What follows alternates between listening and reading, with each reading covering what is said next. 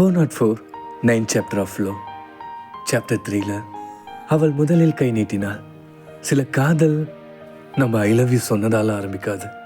ஒரு ஹாயில் ஆரம்பிக்கலாம், ஒரு ஹேண்ட் ஷேக்கில் ஆரம்பிக்கலாம். என்னோட வாழ்க்கையில் 2வது பெரிய திருப்பம் காலேஜில் நடந்தது. ஃபர்ஸ்ட் டைம் காலேஜ் போகிறேன். புது நண்பர்கள், புதிய முகம். எல்லாருமே ஒருத்தர் கிளாஸ் ரூம்குள்ள அறிமுகமான நேரம். எல்லாருமே அவங்களோட காதலை பற்றி சொல்லிட்டு இருந்தாங்க. என்கிட்டையும் கேட்டாங்க. நானும் சொன்னேன். அப்போ ஒரு குரல், டே எல்லா டிபார்ட்மெண்ட்டையும் ஒரு ரவுண்ட் போலாவா அப்படின்னு. எதுக்குன்னு கேட்டேன். வாடா, சோகமாக இருக்காத, இங்கே எவ்வளோ பொண்ணுங்க இருக்காங்க, இதில் உனக்கு யாராவது கிடைக்க மாட்டாங்களா என்ன, வா அப்படின்னு. ஃப்ரெண்ட்ஸ் எல்லாருமே கூட்டிகிட்டு போனாங்க. அப்போ தான் ஒரு பொண்ணை பார்த்தேன். அவள் சிரித்ததும் இல்லை, என்னை பார்த்ததும் இல்லை. ஆனால் என் மனசுக்குள்ள அந்த பொண்ணு நல்லா இருக்காளே அப்படின்னு தோணுச்சு. அது தெரியாமல் சத்தமாக சொன்னேன். அவ்வளோதான். அதுக்கப்புறம் நண்பர்கள் வேலையை ஆரம்பிச்சிட்டாங்க. அவள் எந்த டிபார்ட்மெண்ட், எந்த ஸ்கூல், எந்த பஸ், எல்லா டீட்டெயிலையும் ஒரு இன்வெஸ்டிகேஷன் மாதிரி கலெக்ட் பண்ணி கொண்டு வந்தாங்க. எனக்கு சிரிப்பு தான் வந்துச்சு. நாட்கள் போயிட்டே இருந்துச்சு. ஒரு நாள் நான் காலேஜில் ஸ்டெப்ஸில் வேகமாக இறங்கிட்டு இருந்தேன். எனக்கு பின்னாடி இருந்து ஒரு குரல், நில்லு ஒரு நிமிஷம் அப்படின்னு. திரும்பி பார்த்தேன். அவ தான். உன் ஃப்ரெண்ட்ஸ் எல்லாமே என்னை பேர் சொல்லி கூப்பிட்றாங்க. உன் பேர் தானே சொல்லி கூப்பிட்டாங்க. இல்லை, உன் பேர் சொல்லி என்னை கூப்பிட்றாங்க அப்படின்னா. உன் ஃப்ரெண்ட்ஸ் அப்படி கூப்பிட வேணான்னு சொல்லு, எனக்கு கொஞ்சம் ஆக்வர்டாக இருக்குது அப்படின்னு சொன்னான். நான் உடனே சரி, இனிமே அப்படி நடக்காது அப்படின்னு சொன்னேன். அதுக்கப்புறம் அவ கேட்டா, நீ எந்த ஊரு, என்ன படிக்கிற, சின்ன சின்ன பேச்சு. படிக்கத்தை இறங்கிறதுக்குள்ள அவ திடீர்னு லாஸ்ட் ஸ்டெப் வந்த உடனே கையை நீட்டி ஃப்ரெண்ட்ஸ் அப்படின்னா. கொஞ்ச நேரம் நான் அவுட் ஆஃப் ஸ்டேஷனே போன மாதிரி இருந்துச்சு. அது என்னோட வாழ்க்கையில எனக்கு பிடிச்ச ஒரு பொண்ணு முதல் முறையா என்கிட்ட ஃப்ரெண்டா கை நீட்டிய தரணும். அந்த ஹேண்ட் ஷேக் ஒரு 5 செகண்ட் தான். ஆனா அந்த 5 செகண்டே எனக்கு 5 இயர்ஸோட சந்தோஷத்தை கொடுத்துச்சு. அதுக்கப்புறம் எங்க போனாலும் அவ வந்து பேசுவா, நானும் பேசுவேன்.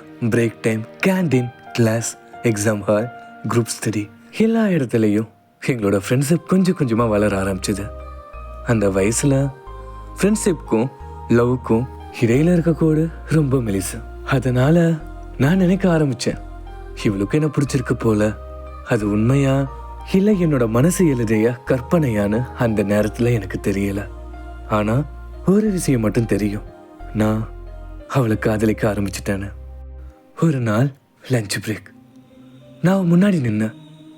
மித்ரா, ஒரு விஷயம் உன்கிட்ட சொல்லணும் அப்படின்னு. அவ சிரிச்சு சொல்லுனா தைரியமா, எதுவுமே யோசிக்காம, ஐ லவ் யூ மித்ரா அப்படின்னு சொல்லிட்டேன். அவ என்னை பார்த்தா. அவ ஒரே ஒரு வார்த்தை சொன்னான், ஓகே அப்படின்னு. எனக்கு ஒண்ணுமே புரியல. மறுபடியும் நான் சொன்னேன், மித்ரா நல்லா கேட்டுக்கோ, ஐ லவ் யூ அப்படின்னு. அவ அப்பையும் அதே பதில் தான் சொன்னான், ஓகே. எனக்கு அது சம்மதம்னு தோணுச்சு. சந்தோஷத்துல வேக வேகமா ஓடி போய் ஃப்ரெண்ட்ஸ் கிட்ட சொன்னேன். அந்த ஒரு சந்தோஷம் என்கிட்ட ரொம்ப நேரம் இல்லை. என் ஃப்ரெண்ட்ஸ் என்னை பார்த்து உட்கார வச்சு ஒரு விஷயம் சொன்னாங்க.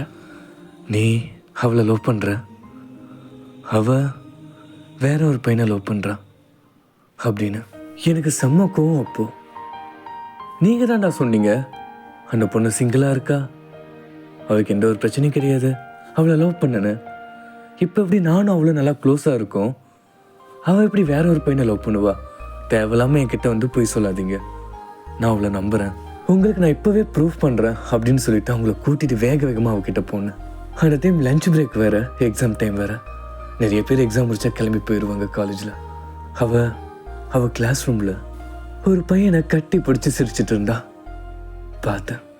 அவ்வளோ வேகமாக என்னோட லவ்வை ப்ரூவ் பண்ணதுக்காக போனேன். ஆனால் அங்கே நடந்தது வேற. அதை பார்த்தப்போ எனக்கு ஒரே ஒரு உண்மை தான் புரிஞ்சுது. யாராவது நம்ம கிட்ட நல்லா பேசுகிறாங்க அப்படின்னா அது காதல்னு அர்த்தம் இல்லை.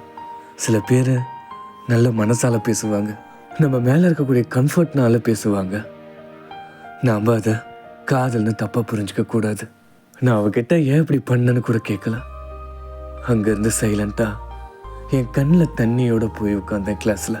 எப்பயுமே ஃபர்ஸ்ட் பெஞ்சில் உட்காரானா, அன்றைக்கி லாஸ்ட் பெஞ்ச் போயிட்டு லாஸ்ட் பெஞ்ச் பாய்ஸ் எல்லாத்தையுமே ஃபர்ஸ்ட் பெஞ்சுக்கோ செகண்ட் பெஞ்சுக்கோ மாற்றி அனுப்பிச்சிட்டு அந்த பெஞ்சில் கடைசியாக தனியாளாக ஒரு பெரிய பெஞ்சில் படுத்தாலிருந்தேன். அழுவுறதை தவிர நம்மளால் வேறு என்ன பண்ண முடியும்? அந்த சின்ன வயசில் second time 404 the love not found அப்படின்னு எனக்குள்ள ஒரு மெசேஜ். அதுக்கப்புறம் லவ் மேலேயே இன்ட்ரெஸ்டே போயிடுச்சு. ஆனால் மறுபடியும் ஒருத்தி வர வச்சா. எத்தனை லவ்டா அப்படிங்கிற மாதிரி இல்லை. இந்த டைம் என்னை தேடி அவளே வந்தா. இந்த ஒரு லவ் லைஃப் பார்ட்னருக்காக இல்லை, ஃப்ரெண்டாக. காதல் எந்த ரிலேஷன்ஷிப் மேலே வேணாலும் வரலாம். அது ஃப்ரெண்டோ இல்லை நம்ம வளர்க்குற பெட்ஸோ எதுவாக வேணாலும் இருக்கலாம். ஆனால் லவ், அதுக்கு எல்லையே இல்லை. லவ்னா அன்பு கொடுக்கறது தானே. சாப்டர் 4. என் ஃப்ரெண்டு என் மேலே லவ்வை கொடுத்தா வில் பி சூன்.